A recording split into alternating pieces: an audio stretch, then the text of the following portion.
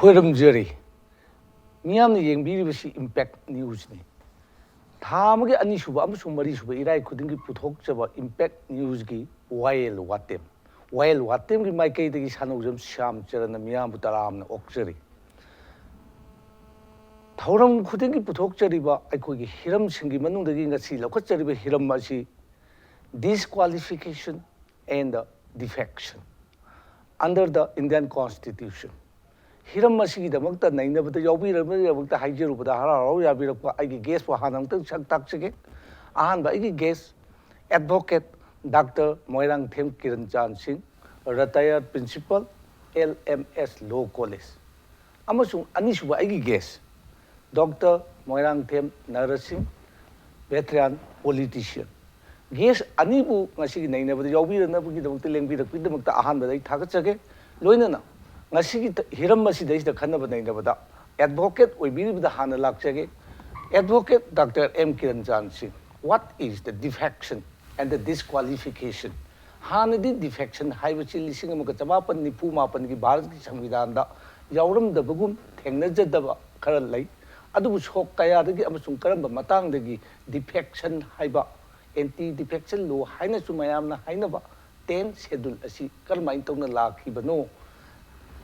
भारत की संविधान की चामगा अनीसुबा आर्टिकल दा पार्लियामेंट की मेंबर्स की डिस्क्वालिफिकेशन की अखोई यावबद थेंगनजे लोइने लोइने ना चामगा मौद्रागा माथोई आर्टिकल दा MLA की लेजिस्लेटिव असेंबली की मेंबर्स की डिस्क्वालिफिकेशन की मतंग थेंगनजे मरम मदुना अखोई हौजौजे मियामना चममनरिबसी what is the disqualification and another defection मरम मसदैदा अहानबगी इंट्रोडक्टरी ओइना खरदंग थंबिसी Advocate Dr. Kiranjan Singh.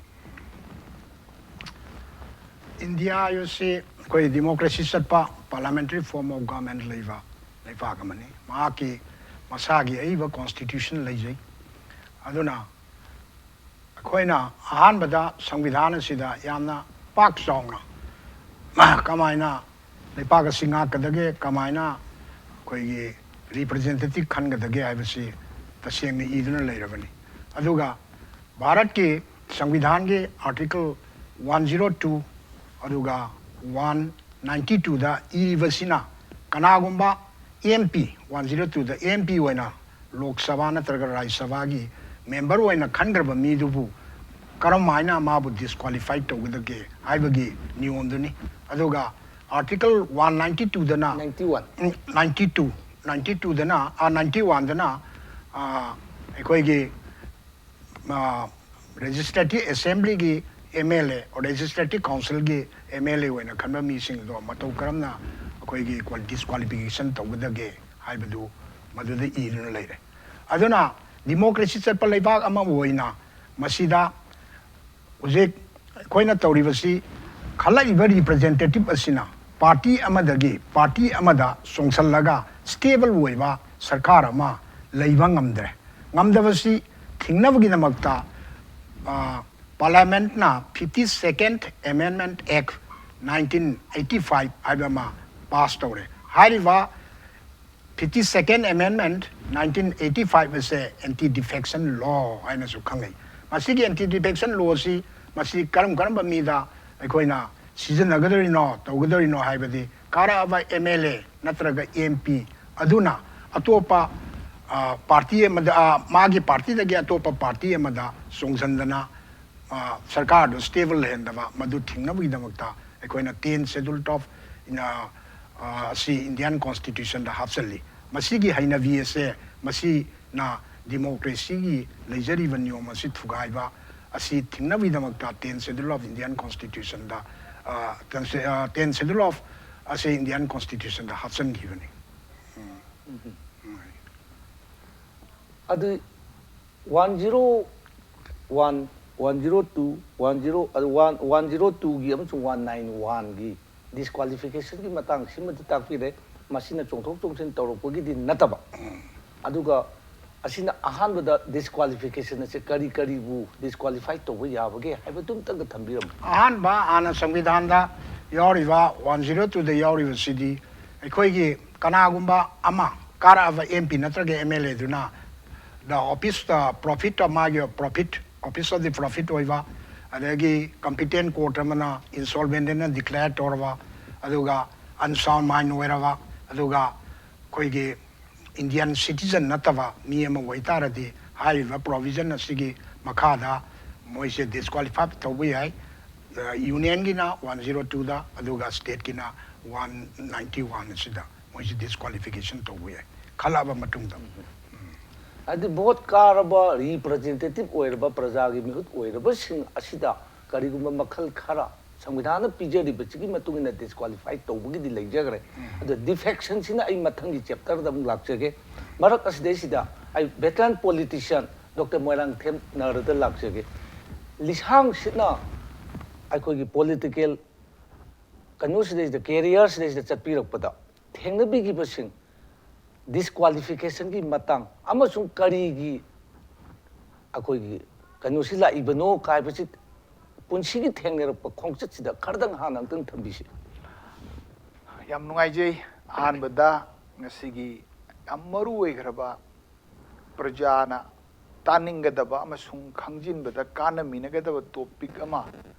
लौखटपिरअगा प्रजागी property ओइननबा नैनबसिदा invite तौबिबा इबु याहनबिबगिदमक आई थागतचरी लोइना नैनरी वाफमसि यामना हेना लुहंदना पब्लिक ना नैनबदा नुंगाइनबा अइना सुम हंगबिरिबो वहांगदुदा खुमजनिंगिसि साइगी साइ ताकपिगरे कॉन्स्टिट्यूशन सि सेमुकपगी मनुंगदा डिस्क्वालिफिकेशन की चैप्टर म लेजगरे अदैदी वखल जोइबा नत्रगा अरान बथबक तौरुबा मखल मथेल मयाम अमगी अदु ओइरगे डिस्क्वालिफाइड तौबा हाइबा डिस्क्वालिफाइड तौबा हाइबा सिदा नतन डिफेक्शन डिफेक्ट तौरपा अमसुंग मदु तौदनबा थिंगनबगी आइनमा जागी 52nd अमेंडमेंट दा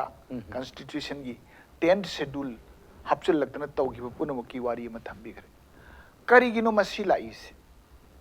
राइंटी तौरपा भारत ना रिपब्लिक अमा ओइरकपा अमसुंग मसागी कॉन्स्टिट्यूशन लेजरगा प्रजाना खंजब मिहुतना सासोन चलाइबा हाइबसकी प्रिंसिपल अदुदा लाइब डेमोक्रेसी चटपाइरिसे it's a process historical process अमने हबा तौदब याद्रबा अदु हुजिकी मतम से मियोइबना सामरंगा मरक ओइना होरकपु मतम अदुदा आइन सेमबैसी कछु लेबु पोनते मदुदगी नौसी फाउत लाखरिबा थंगांग सागी प्रिमिटिव सोसाइटी दगी स्लेव ओनिंग सोसाइटी मदगी दी फ्यूडल पीरियड मदगी दी हुजिक कैपिटलिज्म याक लाउन साउखलपा सिगी highest stage of society ngasi imperialism samrajbadi matam masinaba sida laiba thangang kaya se yanaba masung yanadaba punamaksi conflict amasung contradiction sigi manungda ohong busi laktabi yad la ine barol kisu republic ama oirakpa matungda constitution chanaba hore maduda karamaina sason tawgadagi haibasigi principle sing adune constitution di yaurisi maduda prajana खंजब अफब me हाइबने साउना हरगदी Pragyan याबा अफब थबक तौब me वखल Chumba मियाम सिबु Chumna destination अमद पुब ngamba me खनबा हाइबसिगी process अदुगी लाखरि बने हबा election गासी लाइबक थीबदी practice तोरपगी मनुंगदा अरानब कयासु यौछलकपसी थेंगनरे अदुदनी सागी आइगी नत्रग फुरुप अमतगी मियोई सासोन सिपाई भी याना होनबदा elected member ओइना होनबदा Aran बथब क्या तौब सिसु चनद्रब नत्ती हैबको मासी चनबदुबुनी यादियन disqualify तौब लाकेदोरिस but हाइरिब मिसिंगदो ngasi बाउदा कयाम यामना disqualify तौबा हाइबन सिंगबो Hong अम लाकप तारगदी हुजिकसु पेनिंगाई ओइद्रिबने disqualify तौबा हाइबसिगी मनुंगदा अमुक्का MLA नत्रगा आई पुन दम हाइजरगे MP सिंग defect तौबसि तोइमल लगतना आई न तौनो हाइबा यादेब पोतु तौरकपदगी तोइमन बसि हेंगलादना प्रजादा थाजब वालक पोन मखला इब तौबु यादे पोतु आइन ददी लई अदुगा तौथोरकपददी यादब पोतु दम तौर चना हली सी उरकपदगी ꯑꯩꯈꯣꯏ ꯂꯦꯖꯤꯁꯂꯦꯆꯔꯁꯤꯡ ꯄꯥꯔꯂꯤꯌꯥꯃꯦꯟ ꯑꯃꯁꯨꯡ ꯑꯦꯁꯦꯝꯕ꯭ꯂꯤ ꯑꯅꯤꯃꯛꯇ ꯄꯥꯔꯇꯤ ꯑꯃꯗꯒꯤ ꯑꯃꯗ ꯃꯥꯒꯤ ꯂꯣꯌꯦꯜꯇꯤ ꯍꯣꯡꯗꯅ ꯆꯣꯡꯊꯣꯛ ꯆꯣꯡꯁꯤꯟ ꯇꯧꯕꯁꯤ ꯇꯣꯏꯔꯛꯄꯗꯒꯤ ꯁꯤꯗꯤ ꯐꯖꯃꯟꯗ꯭ꯔꯦꯅ ꯃꯗꯨꯒꯤ ꯏꯝꯄꯦꯛꯁꯤ ꯌꯥꯝ ꯁꯥꯊꯤꯌꯦ ꯑꯩꯈꯣꯏꯅ ꯌꯨꯝ ꯄꯥꯟꯅꯔꯤꯕꯁꯤꯁꯨ ꯊꯥꯖꯕꯗ ꯌꯨꯝꯐꯝ ꯑꯣꯏꯔꯒ ꯄꯥꯟꯅꯔꯤꯕꯅꯤ ꯁꯃꯥꯖ ꯑꯁꯤꯒꯤ ꯆꯠꯅ ꯂꯣꯟꯆꯠ ꯔꯥꯖꯅꯤꯇꯤꯒꯤ ꯄꯔꯝ ꯑꯁꯤꯁꯨ ꯀꯣꯟꯐꯤꯗꯦꯟꯁ ꯃꯗꯨꯗ ꯁꯤ ꯇꯧꯕ ꯌꯥꯗꯦ ꯁꯨꯃꯥꯏꯅ ꯇꯧꯒꯗꯕꯅꯤ ꯍꯥꯏꯕ ꯂꯣ ꯑꯗꯨꯅꯦꯕ ꯀꯟꯁꯇꯤꯇ꯭ꯌꯨꯁꯟꯗ ꯄꯤꯔꯤ ꯄꯨꯝꯅꯃꯛꯁꯦ ꯑꯗꯨꯕꯨ ꯀꯟꯁꯇꯤꯇ꯭ꯌꯨꯁꯟꯗ ꯄꯤꯔꯤꯕ ꯄꯣꯠ ꯑꯗꯨꯒꯤ ꯑꯣꯟꯅ ꯇꯩꯅꯕꯗ ꯆꯤꯟꯅ ꯍꯥꯏꯈꯤꯕꯁꯨ ꯇꯧꯊꯣꯔꯛꯄꯁꯨ ꯃꯥꯟꯅꯗꯕꯁꯤ ꯊꯦꯡꯅꯃꯜꯂꯗꯅ ꯔꯥꯖꯅꯤꯇꯤꯒꯤ ꯄꯥꯔꯇꯤ ꯍꯣꯡꯗꯣꯛ ꯍꯣꯡꯖꯤꯟ ꯇꯧꯔꯒ ꯆꯣꯡꯊꯣꯛ ꯆꯣꯡꯁꯤꯟ ꯇꯧꯔꯛꯄꯁꯤꯗꯒꯤ ꯃꯁꯤ ꯇꯧꯔꯛꯄꯗ ꯂꯩꯄꯥꯛ ꯑꯁꯤꯒꯤ प्रजाꯒꯤ ꯊꯥꯖꯕꯁꯤ ꯃꯥꯡꯅꯍꯜꯂꯦ ꯌꯨꯝ ꯄꯥꯟꯅꯔꯤꯕꯁꯤ ꯏꯃꯨꯡ ꯃꯅꯨꯡꯗ ꯊꯥꯖꯅꯗꯕ ꯃꯤꯀꯨꯠꯇ ꯌꯨꯝ ꯀꯥꯏꯀꯣ ꯁꯃꯥꯖ ꯑꯁꯤꯗ ꯊꯥꯖꯅꯗꯕ ꯉꯥꯛꯇ ꯂꯥꯛꯑꯗꯤ ꯔꯥꯖꯅꯤꯇꯤ ꯀꯔꯝꯕ ꯗꯣꯟꯗ ꯑꯩꯈꯣꯏ ꯊꯥꯖꯒꯗꯒꯦ ꯀꯅꯥꯅ ꯐꯕ ꯇꯧꯕꯅꯣ ꯍꯥꯏꯕꯅꯆꯤꯡꯕꯁꯤ ꯅꯩꯅꯔꯛꯄꯒꯤ ꯃꯅꯨꯡꯗ ꯍꯧꯖꯤꯛꯇꯤ ꯑꯩꯈꯣꯏꯅ ꯎꯔꯦ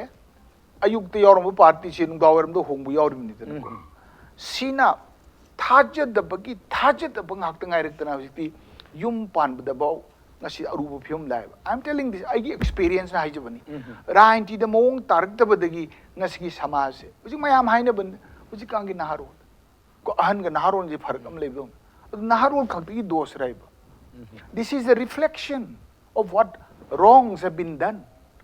ꯑꯔꯥꯟꯕ ꯇꯧꯈꯤꯕ ꯃꯌꯥꯝ ꯑꯗꯨꯒꯤ ꯀ꯭ꯌꯨꯃꯨꯂꯦꯇꯤꯚ ꯏꯐꯦꯛ ꯑꯗꯨꯅ ꯉꯁꯤꯗꯤ ꯁꯃꯥꯖ ꯑꯁꯦ ꯑꯣꯟꯊꯣꯛꯅ ꯆꯔꯥꯡꯅꯕ ꯑꯃꯗ ꯂꯥꯛꯑꯦꯕ ꯃꯔꯝ ꯑꯗꯨꯅ ꯃꯁꯤ ꯊꯤꯡꯅꯕ ꯍꯣꯠꯅꯕꯗ ꯑꯦꯟꯇꯤ ꯗꯤꯐꯦꯛꯁꯟꯒꯤ ꯂꯣ ꯑꯁꯦ ꯆꯣꯡꯅꯗꯕ ꯆꯣꯡꯉꯒꯗꯤ ꯗꯤꯁꯀ꯭ꯋꯥꯂꯤꯐꯥꯏ ꯇꯧꯅꯤ ꯁꯤꯗ ꯂꯥꯛꯈ꯭ꯔꯤꯕꯅꯦꯕ ꯅꯠꯇ꯭ꯔꯥ ꯗꯤꯐꯦꯛꯁꯟꯗꯒꯤ ꯗꯤꯁꯀ꯭ꯋꯥꯂꯤꯐꯤꯀꯦꯁꯟꯗꯨꯗ ꯑꯃꯨꯛ ꯈꯔ ꯍꯦꯟꯅ ꯏꯂꯥꯕꯣꯔꯦꯠ ꯇꯧꯔꯒ ꯃꯥ ꯑꯗꯨ ꯑꯣꯏꯔꯒꯗꯤ ꯗꯟꯗꯤ ꯑꯣꯏꯅ ꯚꯣꯠ ꯂꯦꯞꯍꯟꯗꯕ ꯃꯥꯅ ꯍꯧꯖꯤꯛ ꯑꯣꯏꯔꯤꯕ ꯑꯦꯝ ꯑꯦꯜ ꯑꯦ ꯅꯠꯇ꯭ꯔꯒ ꯑꯦꯝ ꯄꯤꯗꯨ ꯑꯣꯏꯕ ꯌꯥꯗꯕ ꯑꯦꯂꯦꯛꯁꯟ ꯑꯃꯨꯛ ꯍꯟꯕ ꯍꯥꯏꯕ ꯂꯣꯁꯤ ꯂꯥꯛꯈ꯭ꯔꯤꯅꯦꯕ ꯑꯗꯨꯕꯨ ꯍꯧꯖꯤꯛꯇ ꯂꯥꯛꯈ꯭ꯔꯤꯕ ꯂꯣꯁꯤ ꯁꯦ 1985ꯇ ꯔꯥꯖꯤꯕ ꯒꯥꯟꯙꯤꯒꯤ ꯃꯇꯝꯗ ꯁꯦꯝꯕ ꯍꯧꯔꯛꯈꯤꯕꯗꯨꯗꯒꯤ ꯈꯔ ꯐꯔꯗꯨꯕꯣꯏ ꯅꯤꯡꯉꯤ ꯄ꯭ꯔꯖꯥꯁꯨ ꯊꯥꯖꯔꯨꯏ ꯑꯗꯨꯒ ꯍꯧꯖꯤꯛ ꯂꯥꯛꯏꯕ ꯄꯣꯠꯇꯤ ꯃꯔꯛꯇꯁꯨ ꯕꯥꯖꯄꯥꯏꯒꯤ ꯃꯇꯝꯗ ꯑꯃꯨꯛ ꯃꯁꯤꯗꯤ ꯌꯥꯔꯣꯏ ꯍꯧꯖꯤꯛ ꯂꯨꯔꯛꯏꯗꯤ ꯆꯣꯡꯕꯁꯤ ꯌꯥꯗꯦ ꯍꯥꯏꯔꯝꯕꯗꯒꯤ ꯂꯅꯥꯏ ꯑꯣꯏꯅ ꯃꯤ ꯑꯃ ꯆꯣꯡꯕꯗꯨꯗꯤ ꯌꯥꯗꯦ ꯁꯔꯨꯛ ꯑꯍꯨꯝ ꯊꯣꯛꯑꯒ ꯑꯅꯤꯅ ꯆꯣꯡꯕꯗꯤ ꯍꯥꯏꯗꯤ ꯄꯨꯂꯞ ꯆꯣꯡꯕꯗꯤ ꯌꯥꯅꯤ ꯅꯔꯅꯥꯏ ꯑꯃꯨꯛꯇ ꯆꯣꯡꯕꯗꯤ ꯌꯥꯔꯣꯏ ꯍꯥꯏꯕꯒ ꯆꯞ ꯃꯥꯟꯅꯗ꯭ꯔꯥ ꯁ꯭ꯋꯥꯏꯗ ꯑꯩꯈꯣꯏꯅ ꯑꯦꯛꯁꯄꯤꯔꯤꯌꯦꯟꯁꯁꯤꯗꯀꯣ ꯁ꯭ꯋꯥꯏꯗ ꯑꯍꯣꯕ ꯑꯃ ꯂꯩꯔꯦꯁꯦ ꯑꯥꯏꯟꯁꯦ ꯑꯩ ꯀꯝꯃ꯭ꯌꯨꯅꯤꯁ ꯄꯥꯔꯇꯤꯒꯤ ꯃꯦꯝꯕꯔ ꯑꯃꯅꯤ ꯑꯩꯒꯤ ꯄꯥꯔꯇꯤꯒꯤ ꯗꯤꯃꯥꯟꯗꯤ ꯔꯥꯏꯠ ꯐ꯭ꯔꯣꯝ ꯗꯤꯁ ꯁꯤꯒꯤ ꯑꯥꯏꯟ ꯑꯁꯤ ꯄ꯭ꯔꯥꯛꯇꯤꯀꯦꯂꯤ ꯄ꯭ꯔꯖꯥꯅ ꯄꯦꯟꯕ ꯑꯥꯏꯟ ꯑꯣꯏꯔꯣꯏ ꯆꯣꯡꯕꯨ ꯆꯣꯡꯉꯗꯤ ꯇꯥꯝꯗꯣ ꯃꯥ ꯍꯦꯛꯇ ꯑꯦꯝ ꯑꯦꯜ ꯑꯦ ꯅꯠꯇ꯭ꯔꯒ ꯑꯦꯝ ꯄꯤ ꯑꯣꯏꯍꯟꯗꯕ ꯆꯣꯡꯕꯨ ꯆꯣꯡꯉꯗꯤ ꯗꯤꯁꯀ꯭ꯋꯥꯂꯤꯐꯥꯏ ꯇꯧꯋꯦꯁꯦ ꯑꯩꯈꯣꯏ ꯗꯤꯃꯥꯟꯅꯦ ꯍꯧꯖꯤꯛꯁꯨꯅꯤ ꯃꯗꯨ ꯇꯧꯗꯅꯕ ꯍꯣꯠꯅꯕꯗ ꯎꯅ ꯃꯁꯣꯡ ꯂꯩꯕꯩꯗꯣ ꯂꯥꯟꯅ ꯇꯧꯔꯦꯁꯤ ꯈꯪꯅ ꯃꯗꯨꯗ ꯑꯆꯨꯝꯕ ꯇꯥꯍꯜꯂꯤꯕ ꯁꯤꯒꯤ ꯈꯖꯤꯛꯇꯪ ꯅꯨꯡꯉꯥꯏꯇꯕ ꯄꯣꯠ ꯑꯃꯗꯤ ꯂꯩ ꯀꯟꯁꯇꯤꯇ꯭ꯌꯨꯁꯟꯁꯤ ꯑꯃꯨꯛ ꯍꯟꯅ ꯍꯥꯏꯔꯤꯕ ꯄ꯭ꯔꯣꯚꯤꯖꯟꯁꯤꯡ ꯑꯁꯦ ꯑꯦꯃꯦꯟ ꯇꯧꯕꯒꯤ ꯇꯉꯥꯏ ꯐꯗꯕ ꯂꯩꯔꯦ ꯑꯁꯤꯗꯤ ꯑꯩꯗꯤ ꯍꯥꯏꯖꯅꯤꯡꯉꯤ ꯃꯇꯥꯡ ꯁ꯭ꯋꯥꯏꯁꯤꯗꯩꯁꯤꯗ ꯚꯦꯇꯔꯥꯟ ꯄꯣꯂꯤꯇꯤꯁꯤꯌꯥꯟꯅ ꯊꯝꯕꯤꯔꯤꯕ ꯋꯥꯐꯝꯁꯤ ꯑꯩ ꯑꯅꯤꯁꯨꯕ ꯔꯥꯎꯟꯗ ꯑꯃꯨꯛ ꯂꯥꯛꯆꯅꯕꯒꯤ ꯍꯣꯠꯅꯖꯒꯦ ꯍꯧꯖꯤꯛ ꯑꯦꯟꯇꯤ ꯗꯤꯐꯦꯛꯁꯟ ꯕꯤꯜ ꯍꯥꯏꯅ ꯈꯪꯅꯕ 10 ꯁꯦꯗꯨꯜ ꯑꯃꯁꯨꯡ 102 ꯑꯃꯁꯨꯡ 191 ꯑꯥꯔꯇꯤꯀꯜ ꯑꯁꯤꯗꯤ ꯄ꯭ꯔꯖꯥ ꯃꯤꯌꯥꯝ ꯄꯨꯝꯅꯃꯛꯀꯤ ꯂꯣꯗꯤ ꯑꯣꯏꯗꯕꯒꯨꯝ ꯇꯧꯏ ꯄꯥꯔꯂꯤꯌꯥꯃꯦꯟꯇ ꯂꯩꯔꯤꯕ ꯔꯥꯖ꯭ꯌ ꯁꯚꯥꯒꯤ 295 ꯂꯣꯛ ꯁꯚꯥꯗ ꯂꯩꯔꯤꯕ 594 ꯃꯅꯤꯄꯨꯔ ꯑꯦꯁꯦꯝꯕ꯭ꯂꯤ ꯂꯩꯔꯤꯕ ꯃꯣꯏ 60ꯒ ꯑꯁꯤꯒꯨꯝꯕ ꯌꯥꯝꯅ ꯅꯝꯕꯔꯤꯡ ꯅꯥꯏꯕ ꯃꯤꯁꯤꯡꯁꯤꯗ ꯆꯩꯔꯥꯛ ꯄꯤꯅꯕ ꯋꯥꯌꯦꯜ ꯋꯥꯇꯦꯝ ꯇꯧꯅꯅꯕꯒꯤ ꯂꯣꯅꯤ ꯍꯥꯏꯕꯁꯤꯃꯗꯤ ꯊꯝꯕꯤꯔꯦ ꯑꯦꯛꯁꯄꯥꯔꯠ ꯑꯅꯤꯅ ꯃꯔꯛꯁꯤꯗꯩꯁꯤꯗ ꯕ꯭ꯔꯦꯛ ꯑꯃꯇꯪ ꯂꯧꯖꯒꯦ ꯕ꯭ꯔꯦꯛ ꯑꯁꯤꯒꯤ ꯇꯨꯡꯗ ꯑꯃꯨꯛ ꯗꯤꯐꯦꯛꯁꯟꯒꯤ ꯃꯔꯨ ꯑꯣꯏꯕ ꯆꯦꯞꯇꯔꯁꯤꯡ ꯃꯅꯨꯡꯗ ꯀꯔꯤ ꯌꯥꯎꯕꯒꯦ ꯍꯥꯏꯕꯁꯦ ꯑꯃꯨꯛ ꯇꯥꯃꯤꯟꯅꯁꯤ ꯃꯇꯝ ꯈꯔꯗꯪꯗꯤ ꯕ꯭ꯔꯦꯛ ꯃꯆꯥ ꯑꯃꯇꯪ ꯂꯧꯖꯒꯦ ꯃꯌꯥꯝꯗꯒꯤ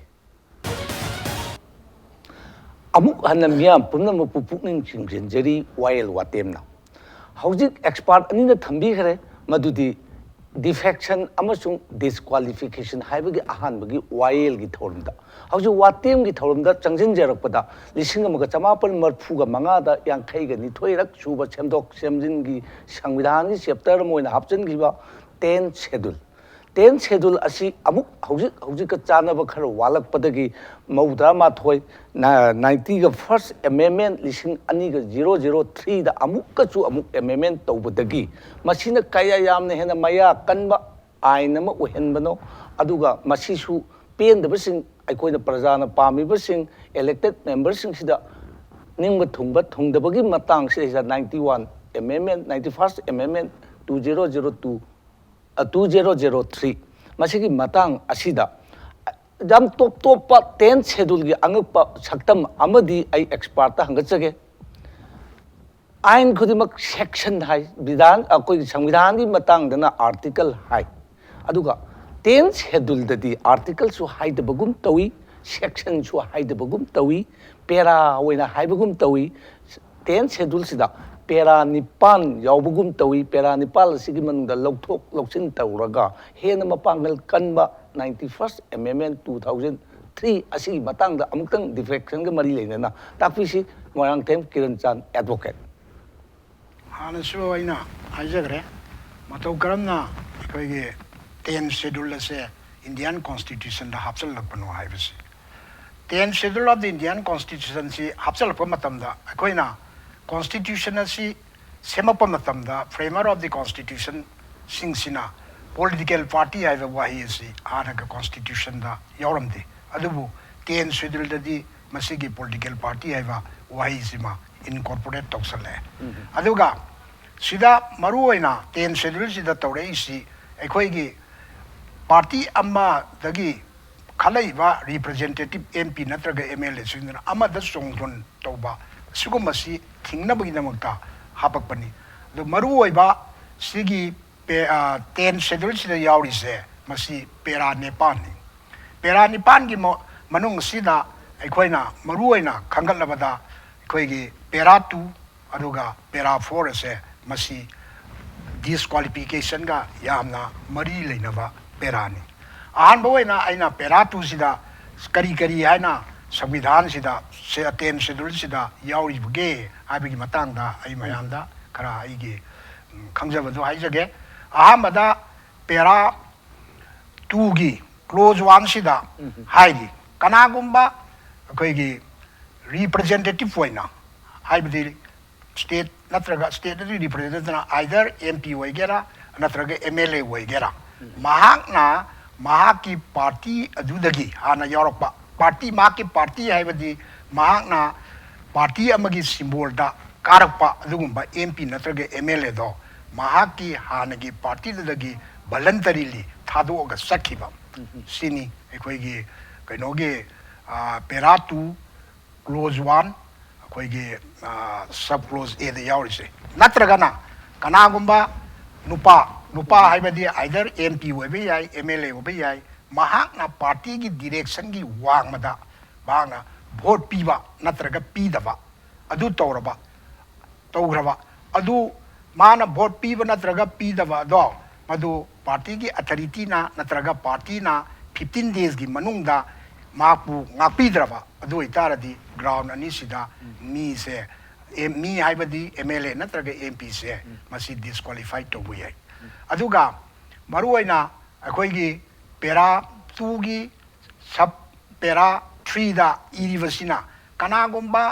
MLA नत्रगा MP अमना महाकी सिंबल माने पॉलिटिकल पार्टी अमगे सिंबल अमदा कारागा माना अतोप सिंबल लेबा पॉलिटिकल पार्टी अमदा महाना संगीतारदी मधु महाक डिस्क्वालिफिकेशन तौबे अदुगा नॉमिनेटेड मेंबर हाइबदी राज्य सभा अदुगा लेजिस्लेटिव काउंसिल के अखोई MLC ओइरिबा कांगु सिना महाकना अतोप पार्टी अमदा अखोई संविधान की आर्टिकल 99 अदुगा 188 मसीदी काराइबा MLC दो MLC मेंबर दो मधु संविधान की मतुंगिना माग वासपा शेड्यूल 3 की मतुंगिना वासागा वासप मतुंगदा माना था तरुक की मतुंगदा और टेकिंग दो की था तरुक की मतुंगदा माना पार्टी अमदा संघी बतारदी मधु disqualified to be aduga maruina defection is karino aibase masi samvidhan da aduga akoigi 10 schedule sida define tawti ma aduma po defection aibasidi kanaumba party amadagi karaklava MLA natraga MP aduna magi party adu thadoga atopada mana party adu sangiva aduga advanced law lexicon da kogi Ramarthan IR gi 5th edition da sumaina haidi defection diversity crossing of the floor by a member legislative member amana atopa amada sangibado madubu aikoina defection naina hai isam samna hairabada simple wata defection haibase political party amada karpa mi aduna atopa political party amda sangiva adu bu aikoina defection haina longai aduga sigi matang asida aikoina perathri sida amok nainarpa matamda na hairi aikoina voluntarily mana give up thadoki nupa se maji resignation darkar oiba resignation darkar oibra oidabra hai kanda court na naina kanda mahangna resignation pidrasu mana tokiba magi wakalon nungi aduna ma party adudagi to a haina maji lowni resignation pbc gi madugi darkar oide na hai aduga atopa mana kanagumba MLA natraga MP ama party dagi maji tanthoba party dagi tanthoga maji party dagi tanthosu ma party de mi wani unattached wena maji dum leiganeva unattached weriva members ina atopa party amada markse amuk sangitaradi ma disqualified to bugi provisions lei sini akoi gi samlakna akoi gi kainosida akoi gi pera 2 of the 10 schedules da mana irise aduga amok ai amok sorakna koi gi pera 4 sida mo haijage pera 3 si masi hana party political party amada karakpa mi singsina masi da karakpa ai si representative to the dania koi na anti defection law koi na apply to the party gi member ama representative wena either MLA natraga MP wena khalak taradi masi gi anti defection law si apply to buya deva adugumba leibaki wena MP wena khalava MLA no khalava either Lok Sabha, Rajya Sabha, or Legislative Council, Legislative Assembly ki khalaba mi sing da madude apply to udam na party dugi manungda legislature oirabasing legislature oirabasing to aduga hana pera 3 sida hana irambasina kamain toge da leiriba akoi gi legislature party gi manungdagi 1/3 sina magi party sidagi split toba khaidoki taradi madu disqualification si tobi yaroi haina hana irameba aduga si ibasida matamgi matungina sum lakna masina ko asoiba ma were haidana 91st amendment ko Indian Constitution Act 2003 da Indian Constitution dagi hairiba ko gi pera 3 si masi omit tok tokre si ngasai ariba masi split ki matang dani aduga pera 4 sida laisina pera 4 da laisina karamaina lake haida karigumba akoi gi pera 2 gi clause 1 sub clause 1 da laiva koi gi disqualification gi se masi sugum ba mi sing da pera 4 je masi da disqualification se masi season of yaroi haiba adiri karam ba mi da no season of yadri se hai kanda akoi gi party gi members sing duna atopa party amada merge tokshan garba mana haiva tauribasina mi duna aigi party sigi intention asigi party sida aikoi yauksan jarage haina merge tograba ma aikoi gi disqualification to bi yadre natragana aikoi gi part chi chongthoiba sina merge to basi moina accept to derna khantardi atopa party amoina burawaina koi leijarage hai taradi merge to girwa moigi party ado moigi original party oirani aduga atopa aikoi mana same new party is moi original party oirani adu karamba kamai matau karamna aikoi merge to bi agadage haidada merge to gade agade representative poina legislative party ki for example Manipur Legislative Assembly da party amagi mi karakpa group moigi MLA tara khangde kun khangde isam samna harada aikoi 30 MLA se masina atopa party am da merge toge haidi 2/3 hai taradi saru awum thopagi ani nina kunsina toga amada merge togradi site disqualification sanaroi aduga kunsidagi tap taradi ngasai disqualification to setledna adu magi intent adu mana haibado mayamgi party dugi mi singduna ayabam sange masini koigi merger tautaradi koigi disqualification gi ngasai gi disqualification naiba pera 2 close 1 da yauribedo madu sigi case dadi masini sangwai haibe one aduga pera 5 da yaurisina exemption ni kanade exemption chawi disqualification se speaker gumba adagi lok sabha gi chairman manipur adagi deputy chairman the speaker of the state assembly sing sidadi moina function du tawringai kan da de akoi gi disqualification si sat loya aduga kana go manu pa mana speaker wera mana magi by virtue of magi office tuna ai party si gi toksera ge aina tuoni toga magi ngasagi office ki tam du loira kanda mana magi party du da muksang madi ka sukai de adu di kai de aduga atopa mana kana go ba ie bu nu pa ma mana legislative assembly gi natraga akoi gi parliament ki MP were ne khallo mana MP were gi manung sida MP sigi manung sida mana atopa party in the sangene atopa party in the ma sangrava sangraga maji resign tore adugi case ta di ngasai exemption do apply to we are okay aduga pera 6 sidana pera 6 ta hari sinna egoge masigi kanana decide to gudage disqualification MLA natraga MP se kanana disqualification se to bangami ai kanda koi gi Rajya Sabha gi chairman Lok Sabha gi speaker assembly gi na legislative assembly speaker na moi jina final say ne moi na disqualification se masi to bangami kanana onta masi da makutin jama te moi na to bujina final ne disqualification moi na to bujina final ne de sigi matang sida mo yamna interesting woiba mana ekoi ge na Kehito versus Sololun haina neglangi magi kisam kaktida masida ekoi ge anti defection law ge close to ze masi unconstitutional ne na mana challenge tawri court na bisar tawgena masina asoibamta magi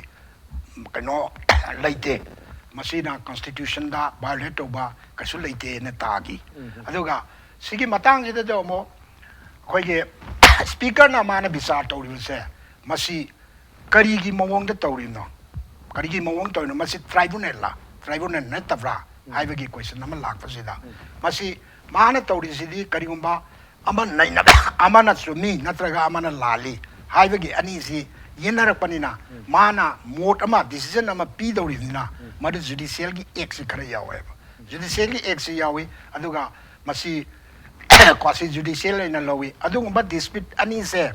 decide tong na vidang tamana tawri ba magi courto tribunal ne na long ne masi ekoi ge kanoda interpretation constitution ge 10 schedule se interpret to kanda adumaina kano tawi aduga 7 schedule sida ekoi na hana leigre tai adagi 8 schedule sida na ekoi ge chairman ekoi ge speaker moina moigi rule lama sema ngame rule lama sema ngame aibadi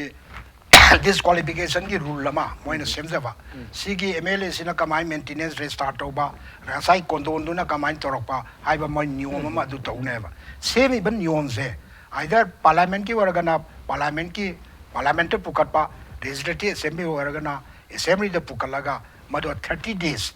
madu thangana neba mana continuously to data jo 1 2 3 4 magi successive poina moine assembly ji phamba matamda 30 days do hek hen baga madu akoi asagi rule do pass tawre na lo ne masini sorakpa kana tawrisina adagi ahamba akoi na ngasai haigi bada yamna kanogi matang sida Rabi Naik versus the Union of India aina masigi case chu mana dum refer to a case mayam singsi koi kamaina MLA si natraga MP si koi na sigi parasigi matungina si towa haibasi masigi matangda aina so haijagre masigi na Rabi Naik case da hairi ꯃꯁꯤꯗ ꯍꯥꯏꯔꯤꯁꯤꯗꯤ ꯏꯁꯝ ꯁꯝꯅ ꯍꯥꯏꯔꯗ ꯑꯩꯈꯣꯏꯒꯤ final ꯁ꯭ꯄꯤꯀꯔꯅ ꯇꯥꯕꯁꯤ ꯐꯥꯏꯅꯦꯜꯅꯤ ꯍꯥꯏꯔꯦ ꯃꯥꯅ ꯖꯨꯗꯤꯁꯤꯌꯦꯜ ꯔꯤꯚ꯭ꯌꯨꯁꯤ ꯂꯩꯇꯦ ꯍꯥꯏꯅ ꯍꯥꯏꯔꯦ Rabi Naik versus the union of ꯏꯟꯗꯤꯌꯥꯁꯤꯗꯤ ꯃꯣꯏꯅ ꯇꯥꯕ ꯔꯥꯏꯗꯨꯗ ꯖꯨꯗꯤꯁꯤꯌꯦꯜ ꯔꯤꯚ꯭ꯌꯨꯁꯤ ꯂꯩꯌꯦꯕ ꯑꯥꯏꯗꯔ ꯍꯥꯏ ꯀꯣꯔꯠ ꯅꯠꯇ꯭ꯔꯒ ꯁꯨꯄ꯭ꯔꯤꯝ ꯀꯣꯔꯠꯅ ꯃꯁꯤꯒꯤ ꯃꯇꯥꯡꯗꯁꯨ ꯑꯩꯈꯣꯏꯅ ꯏꯟꯇꯔꯦꯁꯇꯤꯡ ꯑꯣꯏꯕ ꯏꯁꯝ ꯁꯝꯅ ꯍꯥꯏꯔꯕꯗ ꯑꯥꯏ ꯂꯂꯤꯠ ꯚꯔꯁꯦꯁ ꯍꯋꯝ ꯕꯣꯔꯕꯥꯕꯨꯒꯤ ꯀꯦꯁꯁꯤꯗ ꯃꯗꯨꯒꯤ ꯃꯇꯝꯁꯤꯗ ꯃꯥꯅ ꯕꯣꯔꯕꯥꯕꯨ ꯁ꯭ꯄꯤꯀꯔ ꯑꯣꯏꯕꯁꯤꯅ ꯑꯩꯈꯣꯏꯒꯤ ꯀꯩꯅꯣꯁꯤ ꯑꯦꯝ ꯄꯤꯁꯤ ꯑꯩꯈꯣꯏꯒꯤ ꯑꯦꯟꯇꯤ ꯗꯤꯐꯦꯛꯁꯟ ꯂꯣꯁꯤꯗ ꯃꯥꯅ ꯗꯤꯁꯀ꯭ꯋꯥꯂꯤꯐꯥꯏ ꯄꯨꯛꯇꯧꯗ ꯇꯧꯔꯛꯄꯗꯨꯗ ꯂꯂꯤꯠꯅ ꯑꯄꯤꯜ ꯇꯧꯗꯨꯅ ꯃꯥꯅ ꯗꯤꯁꯀ꯭ꯋꯥꯂꯤꯐꯥꯏ ꯇꯧꯔꯤꯁꯤ ꯂꯥꯜꯂꯦ ꯍꯥꯏꯗꯨꯅ ꯍꯥꯏꯔꯦ ꯍꯥꯏꯕꯗꯨꯗꯒꯤ ꯑꯣꯔꯗꯔꯗꯨ ꯇꯥꯕꯗꯨ ꯃꯥꯅ ꯇꯥꯔꯛꯏꯕ ꯑꯣꯔꯗꯔꯗꯨ ꯁꯨꯄ꯭ꯔꯤꯝ ꯀꯣꯔꯠꯅ ꯇꯥꯔꯛꯏꯕ ꯑꯣꯔꯗꯔꯗꯨ ꯃꯥꯅ ꯔꯤꯐ꯭ꯌꯨꯁ ꯇꯧꯔꯦꯕ ꯔꯤꯐ꯭ꯌꯨꯁ ꯇꯧꯕꯗ ꯃꯥ ꯀꯟꯇꯦꯝ ꯑꯃ ꯂꯧꯔꯦꯕ ꯀꯟꯇꯦꯝ ꯂꯧꯔꯤꯁꯦ ꯃꯥꯁꯦ ꯆꯠꯂꯨ ꯌꯥꯗꯗꯅ ꯇꯧꯗꯒꯤ ꯁꯨꯄ꯭ꯔꯤꯝ ꯀꯣꯔꯠꯅ ꯐꯥꯕꯒꯤ ꯀꯩꯅꯣꯁꯤ ꯄꯣꯔ ꯃꯥ ꯐꯥꯔꯨꯔꯀꯥꯟꯗ ꯃꯥꯅ ꯁꯨꯄ꯭ꯔꯤꯝ ꯀꯣꯔꯠꯇ ꯄ꯭ꯔꯦꯖꯦꯟ ꯇꯧꯔꯦ ꯄ꯭ꯔꯦꯖꯦꯟ ꯇꯧꯔꯕ ꯃꯇꯨꯡꯗ ꯃꯥꯒꯤ ꯀꯟꯇꯦꯝꯄꯨꯗꯤ ꯑꯗꯨꯝ ꯀꯛꯀꯦꯕ ꯍꯥꯏꯅ ꯇꯥꯛꯄꯗꯤ ꯃꯍꯥꯛꯀꯤ ꯀꯩꯅꯣꯃꯗ ꯑꯩꯈꯣꯏ ꯁ꯭ꯄꯤꯀꯔꯗ ꯄꯤꯔꯝꯕ ꯁꯛꯇꯤ ꯑꯦꯕꯁꯣꯂꯨꯠ ꯄꯋꯥꯔꯗꯣ ꯀꯣꯔꯠꯅ ꯖꯨꯗꯤꯁꯤꯌꯦꯜ ꯔꯤꯚ꯭ꯌꯨ ꯇꯧꯕ ꯌꯥꯗꯦ ꯍꯥꯏꯕꯗꯣ ꯃꯗꯨ ꯔꯕꯤ ꯅꯥꯏꯛ ꯕꯣꯔꯕꯥꯕꯨ ꯀꯦꯁꯁꯤꯗꯗꯤ ꯃꯣꯏꯅ ꯇꯥꯈꯤꯕ ꯔꯥꯏꯗꯣ ꯃꯗꯨ ꯑꯩꯈꯣꯏꯒꯤ ꯖꯨꯗꯤꯁꯤꯌꯦꯜ ꯔꯤꯚ꯭ꯌू ꯂꯩꯌꯦꯕ ꯑꯗꯣ ꯏꯁꯝ ꯁꯝꯅ ꯍꯥꯏꯔꯕꯗ ꯁꯤꯒꯤ ꯗꯤꯐꯦꯛꯁꯟꯁꯤꯗ ꯔꯤꯁꯦꯟꯠꯂꯤ ꯑꯩꯈꯣꯏꯅ ꯁꯨꯄ꯭ꯔꯤꯝ ꯀꯣꯔꯠꯅ ꯇꯥꯔꯛꯏꯕ ꯃꯅꯤꯄꯨꯔꯒꯤ ꯀꯦꯁ ꯑꯃꯗ ꯃꯁꯤꯗꯤ ꯗꯤꯐꯦꯛꯁꯟ ꯂꯣ ꯑꯦꯟꯇꯤ ꯗꯤꯐꯦꯛꯁꯟ ꯂꯣꯁꯤꯗ ꯁ꯭ꯄꯤꯀꯔꯗ ꯄꯋꯥꯔ ꯃꯥꯅ ꯄꯤꯔꯦ ꯄꯤꯕꯁꯤꯗ ꯄꯦꯟꯗꯤꯡꯁꯤ ꯁꯨꯝ ꯇꯝꯕꯗ ꯃꯁꯤꯅ ꯂꯣꯗ ꯑꯩꯈꯣꯏꯒꯤ ꯅꯦꯆꯔꯦꯜ ꯖꯁꯇꯤꯁꯇ ꯀꯥꯏꯕꯅ ꯊꯨꯅ ꯃꯁꯤ ꯂꯣꯏꯁꯤꯟꯅꯕ ꯇꯧꯔꯣ ꯑꯗꯨꯒ ꯑꯗꯨꯒꯤ ꯀꯦꯁꯇꯨꯗ ꯌꯥꯝꯅ ꯂꯦꯟꯃꯥꯔꯛꯇ ꯑꯩꯈꯣꯏꯒꯤ ꯗꯤꯁꯤꯖꯟꯅꯤ ꯁꯨꯄ꯭ꯔꯤꯝ ꯀꯣꯔꯠꯅ ꯗꯤꯁꯤꯖꯟ ꯑꯃ ꯄꯤꯌꯦꯕ ꯃꯁꯤ ꯍꯥꯟꯅꯁꯨ ꯀꯣꯟꯁꯇꯤꯇ꯭ꯌꯨꯁꯅꯦꯜ ꯑꯩꯈꯣꯏꯒꯤ ꯏꯟꯇꯂꯦꯛꯆꯨꯑꯦꯜ ꯀꯥꯡꯕꯨꯁꯤꯡꯅꯁꯨ ꯍꯥꯟꯅ ꯃꯣꯠ ꯑꯃ ꯄꯤꯈ꯭ꯔꯦ ꯃꯁꯤꯗꯤ ꯄꯥꯔꯇꯤ ꯑꯩꯒꯤ ꯃꯦꯖꯣꯔꯤꯇꯤ ꯑꯣꯏꯕ ꯄꯥꯔꯇꯤ ꯑꯃꯅ ꯑꯩꯒꯤ ꯗꯜ ꯂꯩꯔꯤꯕ ꯃꯤꯗꯣ ꯑꯩꯅ ꯗꯤꯁꯀ꯭ꯋꯥꯂꯤꯐꯥꯏ ꯇꯧꯕ ꯍꯥꯏꯕꯁꯦ ꯃꯁꯤ ꯀꯗꯥꯖꯤꯠ ꯑꯣꯏꯒꯅꯤ ꯃꯁꯤꯗꯤ ꯃꯥꯅ ꯅꯦꯆꯔꯦꯜ ꯖꯁꯇꯤꯁꯀꯤ ꯀꯩꯅꯣꯗ ꯂꯩꯕꯅꯤꯅ ꯑꯗꯨꯅ ꯅ꯭ꯌꯨꯇ꯭ꯔꯦꯜ ꯑꯣꯏꯕ ꯕꯣꯗꯤ ꯑꯃꯗ ꯀꯃꯤꯇꯤ ꯑꯃꯗ ꯃꯁꯦ ꯗꯤꯁꯥꯏꯠ ꯇꯧꯒꯗꯕꯅꯦꯅ ꯑꯗꯨꯃꯥꯏꯅ ꯍꯥꯏꯌꯦꯕ ꯑꯗꯩ ꯑꯩꯅ ꯉꯁꯥꯏ ꯁ꯭ꯄꯤꯀꯔꯒꯤꯗ ꯍꯥꯏꯔꯦ ꯁ꯭ꯄꯤꯀꯔꯗꯨ ꯃꯥꯅ ꯄꯥꯔꯇꯤ ꯑꯃꯗ ꯃꯥꯅ ꯆꯪꯁꯤꯟꯈ꯭ꯔꯣ ꯃꯥꯒꯤ ꯗꯤꯁꯀ꯭ꯋꯥꯂꯤꯐꯤꯀꯦꯁꯟꯗꯤ ꯀꯅꯥꯅ ꯂꯦꯞꯀꯗꯒꯦ ꯁ꯭ꯄꯤꯀꯔꯗꯤ ꯂꯩꯇꯕꯅꯤꯅ ꯍꯥꯏꯔꯦ ꯑꯗꯨꯒꯤ ꯃꯇꯥꯡꯗꯗꯤ ꯍꯥꯎꯁꯀꯤ ꯃꯦꯝꯕꯔ ꯃꯌꯥꯝꯅ ꯑꯊꯣꯔꯤꯇꯤ ꯑꯃ ꯈꯜꯂꯅꯦꯕ ꯑꯊꯣꯔꯤꯇꯤ ꯑꯃ ꯈꯜꯂꯒ ꯁ꯭ꯄꯤꯀꯔꯒꯤ ꯃꯥꯒꯤ ꯗꯤꯁꯀ꯭ꯋꯥꯂꯤꯐꯤꯀꯦꯁꯟꯗꯣ ꯃꯗꯨ ꯑꯩꯈꯣꯏꯒꯤ ꯃꯥꯅ ꯈꯟꯅꯒꯅꯦꯕ ꯑꯗꯨꯅ ꯑꯣꯏꯅꯦꯕ ꯑꯗꯨꯅ ꯑꯦꯅꯤ ꯁ꯭ꯄꯤꯀꯔꯅ ꯃꯥꯅ ꯐꯥꯏꯅꯦꯜ ꯗꯤꯁꯤꯖꯟ ꯐꯥꯏꯅꯦꯜꯁꯦ ꯑꯣꯏꯕ ꯇꯥꯔꯁꯨ ꯖꯨꯗꯤꯁꯤꯌꯦꯜ ꯔꯤꯚ꯭ꯌꯨꯗꯤ ꯑꯗꯨꯝ ꯂꯩ ꯍꯥꯏꯕ ꯍꯥꯟꯅ ꯂꯩꯔꯝꯗꯕꯗꯣ case ruling Rabi Naik versus ꯑꯗꯒꯤ ꯀꯩꯍꯤꯇꯣ ꯚꯔꯁꯦꯁ ꯍꯣꯅꯣꯂꯨꯅꯨ ꯃꯣꯏꯒꯤ ꯑꯗꯒꯤ ꯕꯣꯔꯣꯕꯥꯕꯨꯒꯤ ꯀꯦꯁꯁꯨ ꯃꯊꯪ ꯂꯩꯕꯁꯤꯅ ꯇꯧꯔꯦ ꯑꯗꯨ ꯃꯔꯨꯑꯣꯏꯅ ꯁꯤꯗ ꯌꯦꯡꯉꯛꯏꯁꯤꯗꯤ ꯑꯩꯈꯣꯏꯒꯤ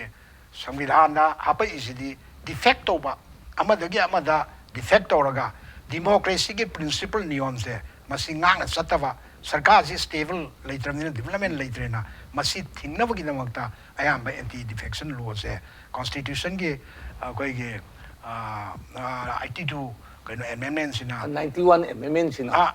82 ꯑꯦꯃꯦꯟꯃꯦꯟꯁꯤꯅ ꯍꯥꯞꯆꯤꯜꯂꯛꯄꯅꯦꯕ ꯑꯗꯒꯤ ꯉꯁꯥꯏꯒꯤꯁꯤ ꯑꯗꯨꯝ ꯁꯣꯏꯔꯛꯄꯁꯤꯗ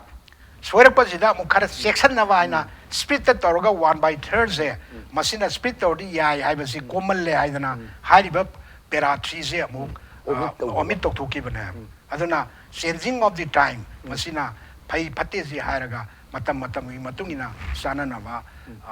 ꯀꯣꯟꯁꯇꯤꯇ꯭ꯌꯨꯁꯟꯁꯨ ꯑꯗꯨꯝ ꯑꯣꯟꯊꯣꯔꯛꯏꯕꯅꯤ ꯍꯧꯖꯤꯛꯐꯥꯎꯗ ꯀꯣꯟꯁꯇꯤꯇ꯭ꯌꯨꯁꯟꯁꯤ ꯆꯥꯎꯔꯥꯛꯄ ꯑꯩꯒꯤ ꯅꯣꯂꯦꯖꯗ 140 ꯑꯦꯃꯦꯟꯃꯦꯟ ꯐꯥꯎ ꯂꯩꯔꯝꯃꯗ꯭ꯔꯥ ꯍꯥꯏꯅ ꯈꯜꯂꯦꯕ ꯆꯦꯟꯖꯤꯡꯅꯤ ꯁꯨꯝ ꯆꯦꯟꯖꯤꯡ ꯂꯥꯛꯄ ꯃꯇꯝꯒꯤ ꯃꯇꯨꯡꯏꯟꯅ ꯑꯩꯈꯣꯏꯒꯤ ꯁꯪꯕꯤꯙꯥꯟ ꯑꯁꯤꯁꯨ ꯆꯥꯝꯃꯒ 90+ ꯁꯦꯝꯗꯣꯛ ꯁꯦꯝꯖꯤन तौरगा सुम लाक्पसिना संविधान की नैनबसिदी याम हेना अखोई याम मतम सांगना नैनगदब चंगबनी अदुबा अखोई मतम लेजदबसिना खरदंग टेंशन जलगा बेटान पॉलिटिशियन दा हौजिक लीगल एक्सपर्ट ना ताकमीगिब सिंगदुरगी जुइस खर खोंगत पिरगा हौजिक हौजिक मिएंग सि कमदौबी सिमतग टेंतकना थंबियो अखोई मतम लेजदबसे येंगिरिब पुनंगना ngakpiu matam sangdoknabgidamta अखोई खुदोंग चाबा मतंग एपिसोड तम लौजगे डॉक्टर नारा आई साइसु हाइजगी बदुनी एंटी डिफेक्शन की लो 10 शेड्यूल सी नैनबगी तंगाई फदब लई because we have to digest हुजिक लाइब पोजिदै सै थमजगी दुनी लो सी खरदंग मपुंग फाबो वाटली हैबसी थोड़ी बे थोदोक मयाम सिनने litigation mayam leibse whether Haryana ge assembly do oisunu Karnataka ki do oisunu Tamil Nadu oisunu Manipur do su oisunu ko sai wari mayam duni matam adugi akoi sarkar da yaujab matam amada thokriba thodok athok pona maksi yamna ikai ba hangoi ba thodok kaya ma yaugrabane adu maduna loibra idi loideba hojiksu practice tawriba singai tawnu ko singai di तो वो आई को high बपोर से ओना तेने बता interpretation जी खेंदरी है मणिपुर की speaker न लव ब फिरेब तुगा कर्नाटक की स्पीकर न लवर ब फिरेब का थोई ब धोतोक संगे से लोइने खरग मानद न हुई so it requires the correct implementation Chumna तवदोरी मिसी कनानो अदो इदनी जी लाइसे स्पीकर की डिसीजन फाइनल होइने दो मादी मागी पार्टी एदुना सरकार पायरक पदा मान पीदोर डिसीजन दु चुमना पीरेगदी सरकार सी काइगे दौरी अदुरगदी मा खर ना थैबा हाइबा सुगुम पोरसी सेंग उरे ए मसिदी practical experience निको मदुना डिसीजन सी प्रजागे पांबा अदु as per the course of the law तौरब्रा हाइरेगदी मदु आइदनेबा अचौबा क्वेश्चन मार्क अमा लेरिसी and a question of sincerity of the elected members, particularly the honorable speaker. Magi phirep sikam do. Se kujik mag mayam pun mang nan case ni ne ko reserve to na haidok tri. Ka bana Congress ta kare wasak lo bana BJP no si yadi bra. Anti defection gi logi matung ina di kainom to bam di thwe na na.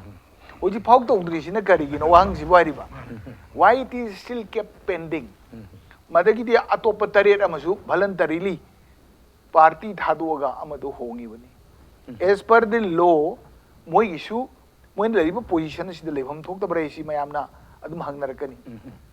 but somehow KSC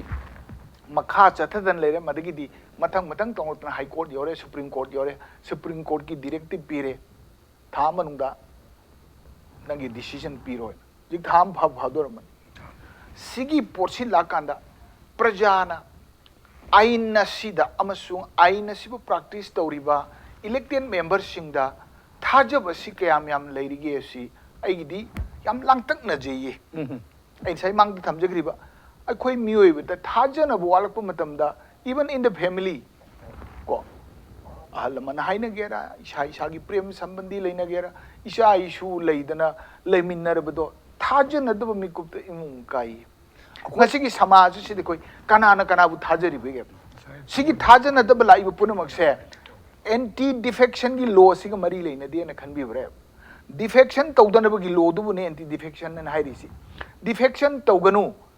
mana torumbo potu party si khudak to hongnarakpa pulap chongnarakpa matamda thajaba se khangning ningai aigi wajari bdi aduni समाज से ngasi ko thajana ba electric se राजनीति की practice तौरपगी मनुंगदा something goes wrong somewhere सिगी पोर Sydney आइन सिसु ताना सिब आइन same दब यारो constitution amend तौ दब यारो it goes on कैरेक्टर हन तौरखी गनी मरमदी अमुक तौबसिना सही क्या चटपी यारो it's a natural law scientifically को नि यंग मतमदा दरकार की मतुंगिना होंग दब यादब process का यामले ngasi चही तरा की ममांग द चुमेन खलम बदो ngasi di ona dena basu thengnari so it goes on maramaduna legislative in logider pe thamning idi the question of sincerity and determination of the elected people praja gi mihut oina chongthoraktana praja na thaja ba thamaga sason torpa matamda elected members sing adugi question of morality magi vision magi tawjaba ngamba people gi apam badu meeting na haiba kansida adwaidadi I think trust deficit am laibadona koi samaj da ngasi ui masini check down of hona bada constitution ngasi di baro sen butung bada save constitution cause save India haibas slogan am mulai what is happening that is also very doubtful maramdi laibasi aduna swaida anti defection gi law adigi 10 schedule gi adu constitution ji mai on karom da chaliba speaker na karma interpret tawriba court law court na karma interpret tawriba haibasira achauba debate ama sum laeng khali aduna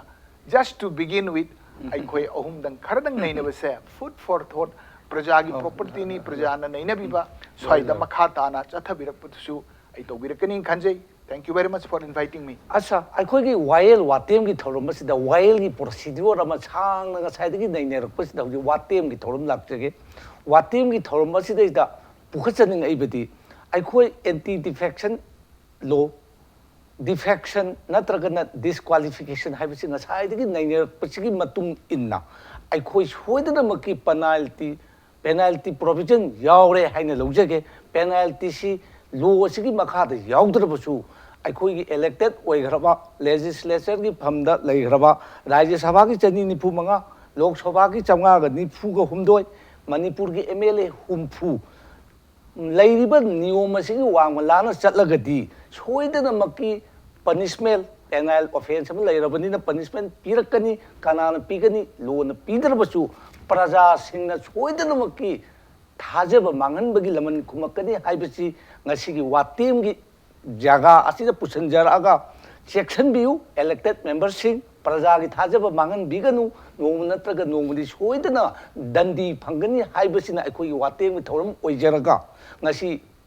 chilba matam khara kaithokpiduda aigi guest ani Dr. Moirang Them Kiranjan advocate amasung Dr. Moirang Them nara betan politician ngasi laibak yam phaba numit animak doctor ni animak Moirang Them ni asi khardang sugaina takpi bai siu dagta